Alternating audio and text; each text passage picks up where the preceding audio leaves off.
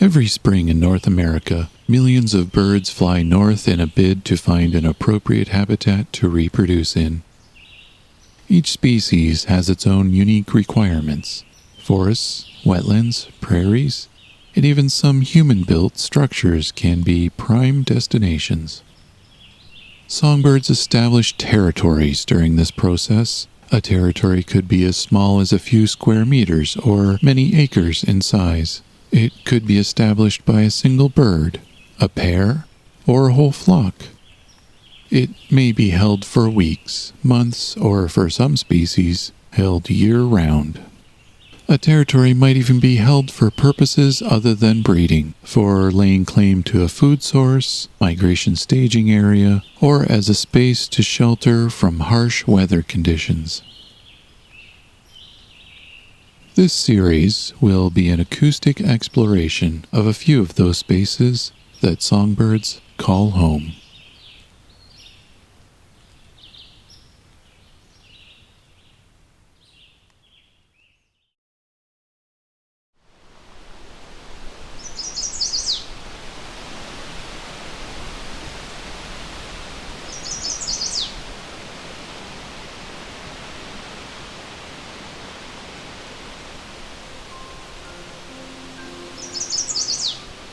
This is the song of a male chestnut-sided warbler. He's only been on territory for a few days. It's late May and I'm looking for birds along the Huron Fringe, an area along the eastern shore of Lake Huron, one of the Great Lakes of North America. The chestnut-sided warbler is one of a diverse set of songbird species to be found at McGregor Point Provincial Park, just south of Port Elgin, Ontario. This morning I'm exploring its habitats: wetland, swamp, forest, and shoreline.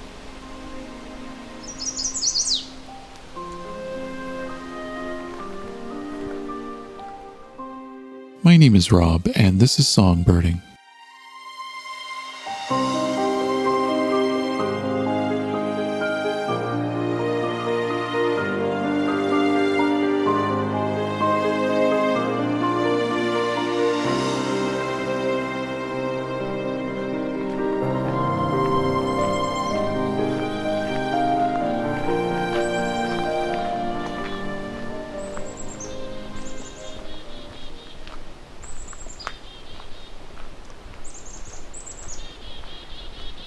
So we've got some annoyed sounding black-capped chickadees.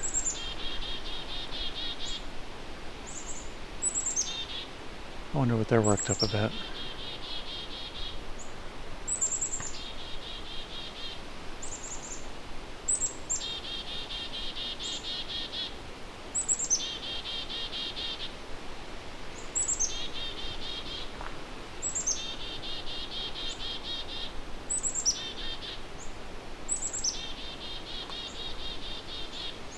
So there's an old dead birch tree here.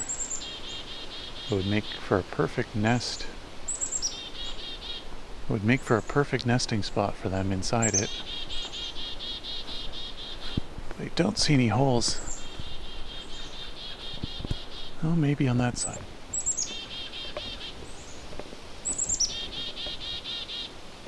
Oh, okay, I do see a hole.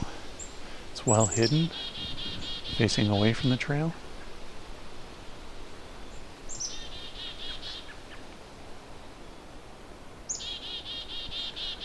I partly wonder if they have young inside that they're trying to encourage to come out.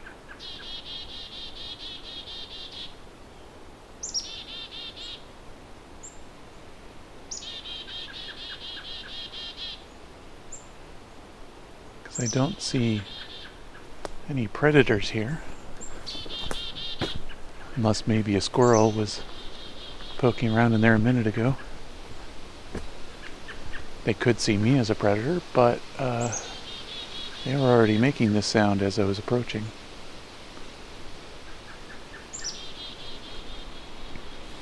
So I'll leave that be, but they make cavity nests inside softwood like that. Just heard a pileated woodpecker.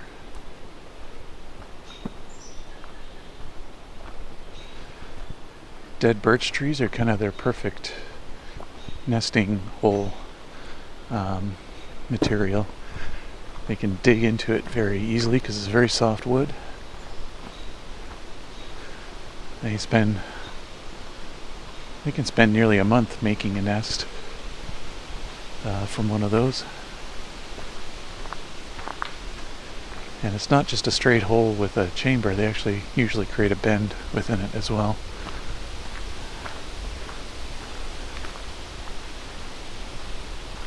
So they tend to burrow in a bit and then make a chamber for a nest, so it takes them a while to do it.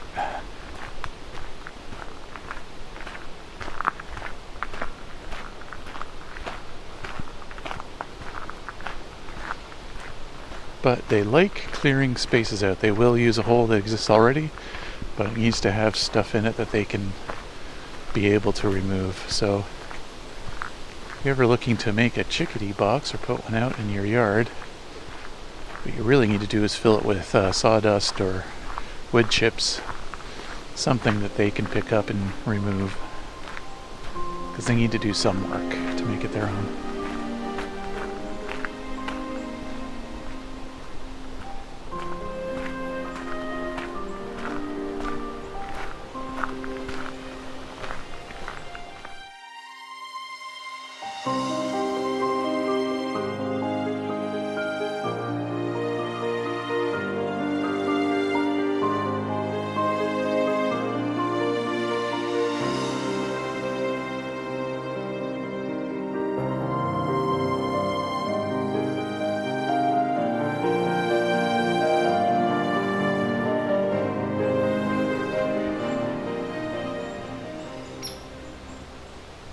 The hairy woodpecker.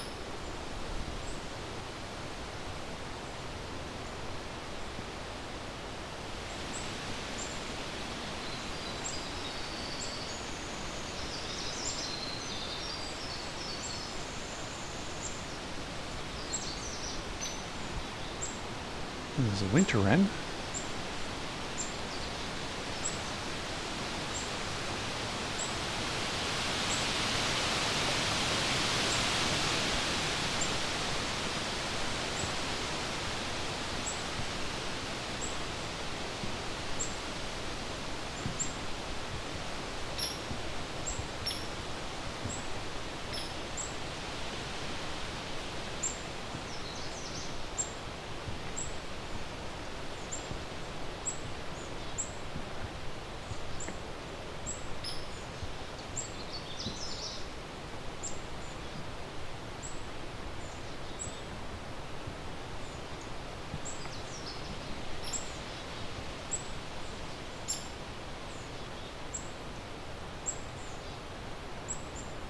Black-capped chickadees and hairy woodpecker. Oh. And another Canada warbler.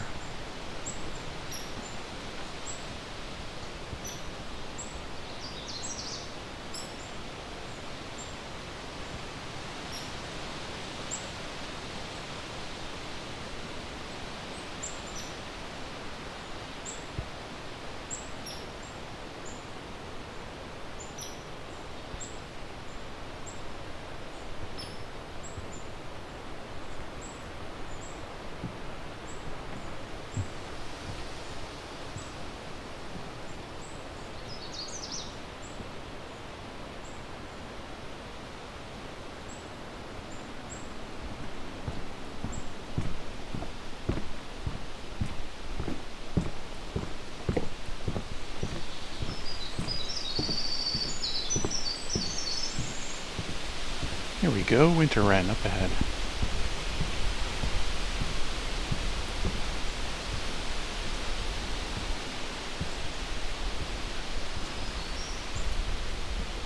There's some black-throated green warblers here as well.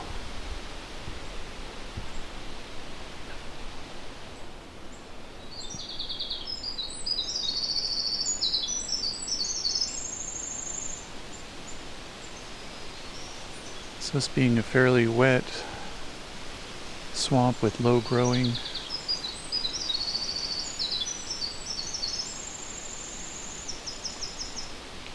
with low-growing cedar and black spruce. This is a great spot for a winter wren. And also a good spot for black-throated green warblers.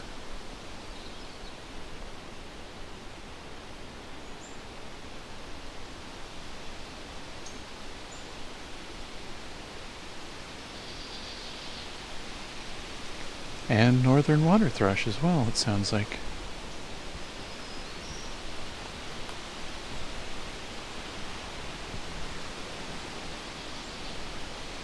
Could just barely hear it.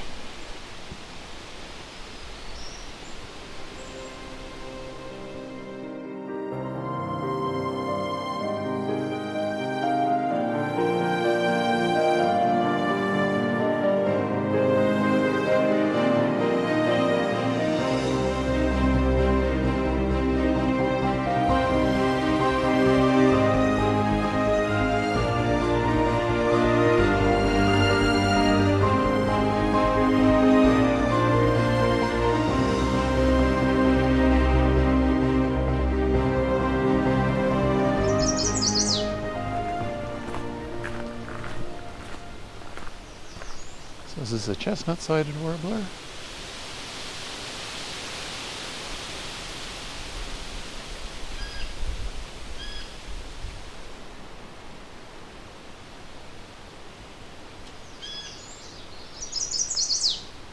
With the leaves out, it's much harder to see. It's a very fast, please, please, please to meet ya.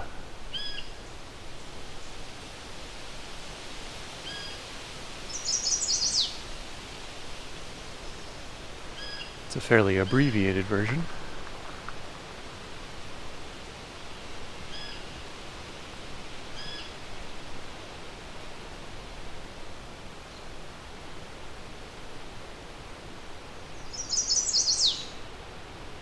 This bird may be migrating and may be on territory. The territory is okay for it.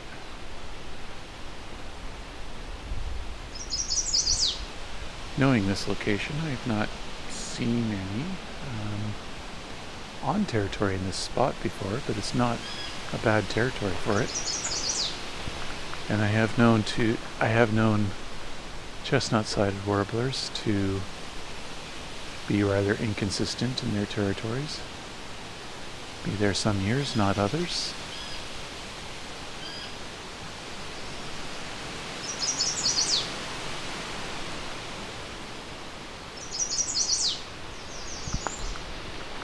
And we've got some American redstarts here too.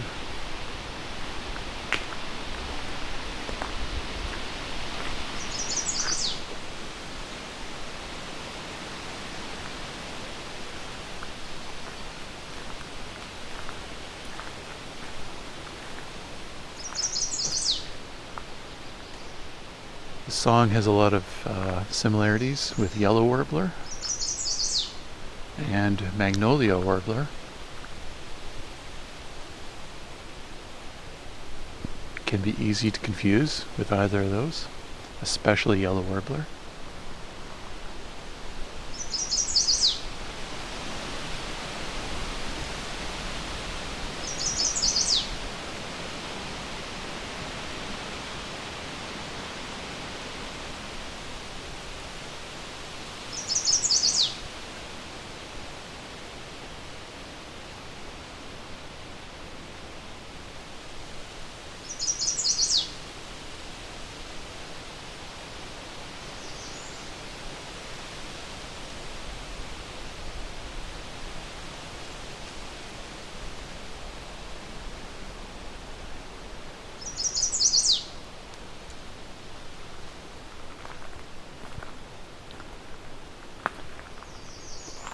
This individual is being very friendly. He's not very far away, just a few feet.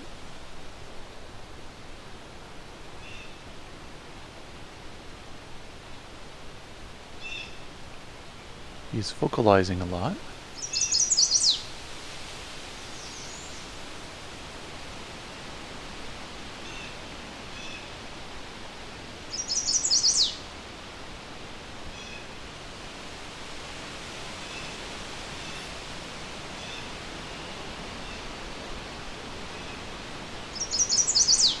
I found in general chestnut-sided warblers are not as skittish around people.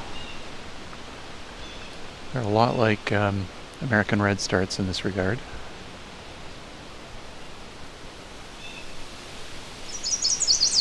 The territory you'd be looking for would be kind of forest edges and thickets, places with lots of shrubs. For me, it's more often that I find it in succession habitat where fields are becoming a forest over time. Okay, so he's flown off to another spot to sing. But when you're in a region like I am right now at the Huron Fringe, where there is a fair bit of edge habitat with without a canopy, with low trees and shrubs, you'll find territories like that. But if you're in a region that doesn't have that, but does have old farmland turning into a forest, or other cleared land that's been succeeding into forest, that's where you would find them.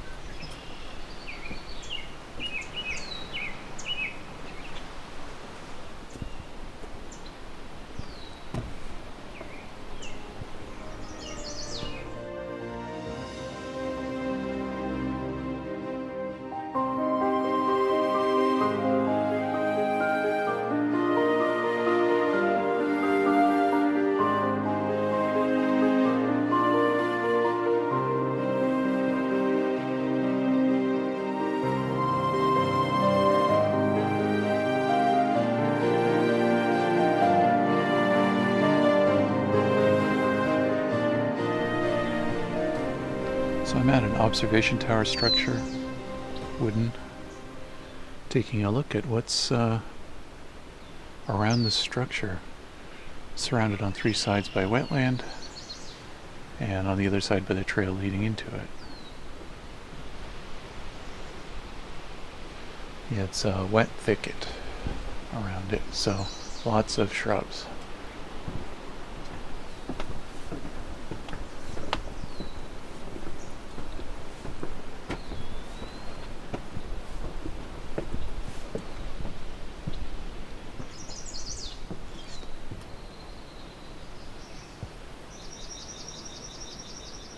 There we go, we have a swamp sparrow.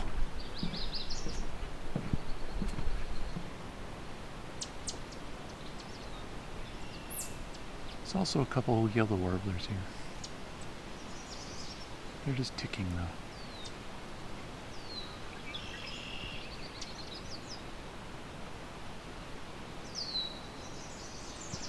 There's a yellow warbler.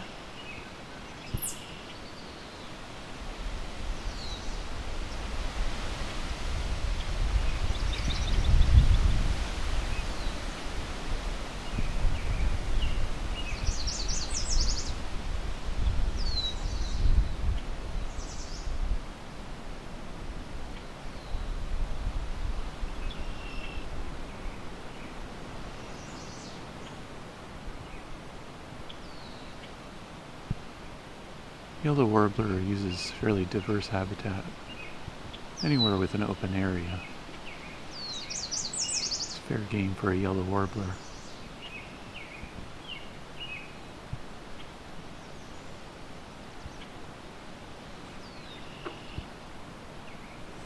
You'll find their territories overlap with a lot of other species.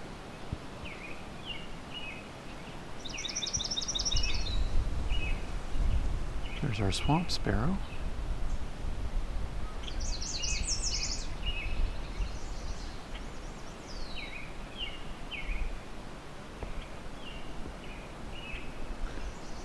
For swamp sparrow, it doesn't need to just be a swamp. It could be a marsh.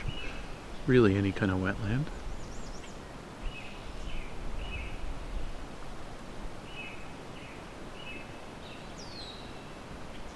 Really in this region, any kind of wetland.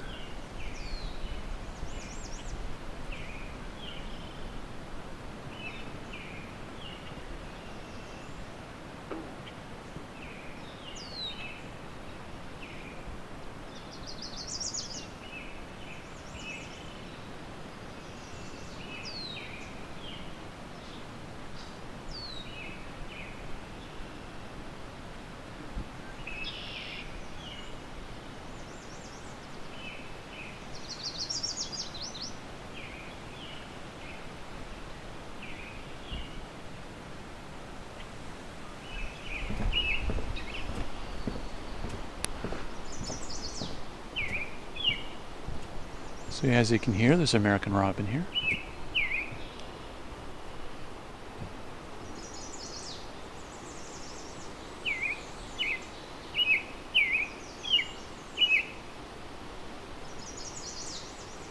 They're not very picky about territory, as you might know. You can have backyard robins, and you can have robins out in the wilderness as well. They're both urban birds and non-urban birds.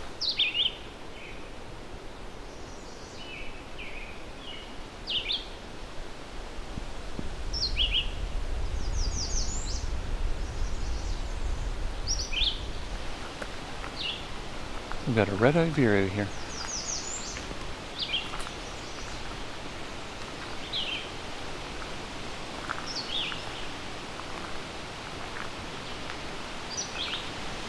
They're also not very picky about territory, other than they want some fairly sizable trees around.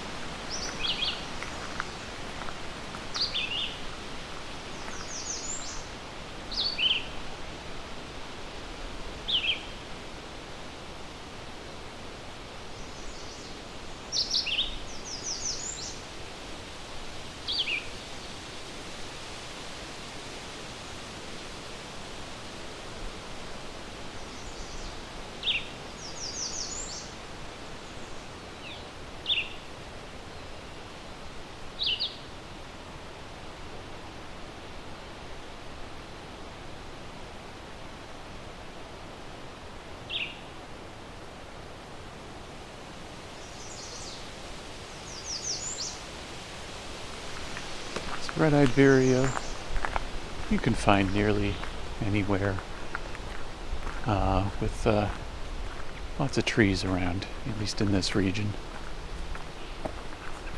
It is sometimes an urban bird as well. I've known some towns or cities where just one really big tree in a spot is enough to host a red-eyed vireo. Has to be a very mature tree, if so, but with a broad canopy of. But as long as they can nest in it, they want shade in their nest, and they want to build their nest at least 15 feet off the ground, usually. Anywhere from 15 to 50 feet.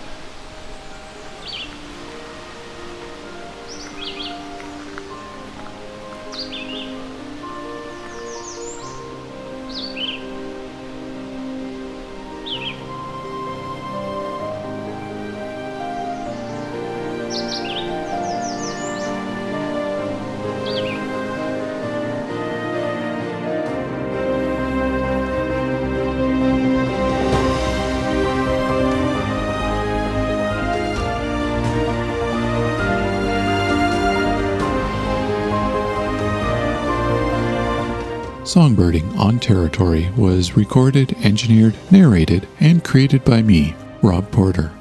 Cover art and logo design was done by Lauren Helton. And the Creative Commons music is from Christina Bushiashvili. Please see the episode notes for links to both of those artists. You can support the show on patreon.com/songbirding and get early access to episodes and bonus content.